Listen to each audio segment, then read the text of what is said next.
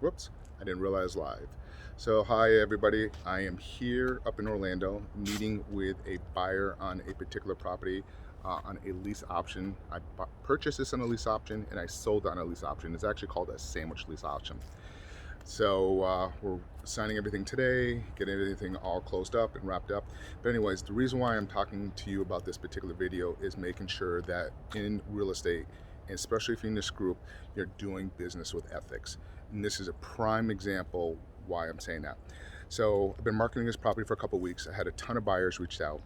And I had this one particular couple that reached out. He was a roofer and he did everything with cash.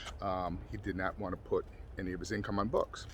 So I told him this, and he was willing to put down $25,000 to $30,000 cash to buy this property as a down payment.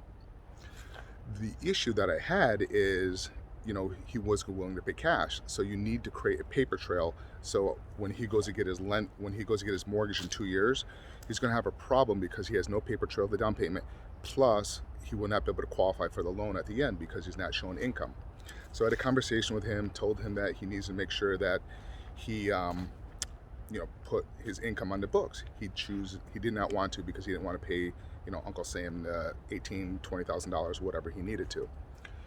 So my point is, make sure, like on other investors, they might have taken this particular couple's $25,000 and then, hey, you know what, you're shit out of luck, your money is non-refundable.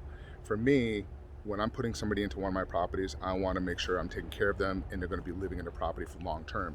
So I want to make sure I'm setting people up that are actually going to be able to get the loan on this in 2 years for this particular strategy.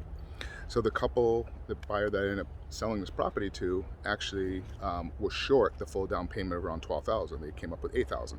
So I ended up putting them on a payment plan for over 6 to 8 months, actually 8 months, to make up the difference of the $4,000.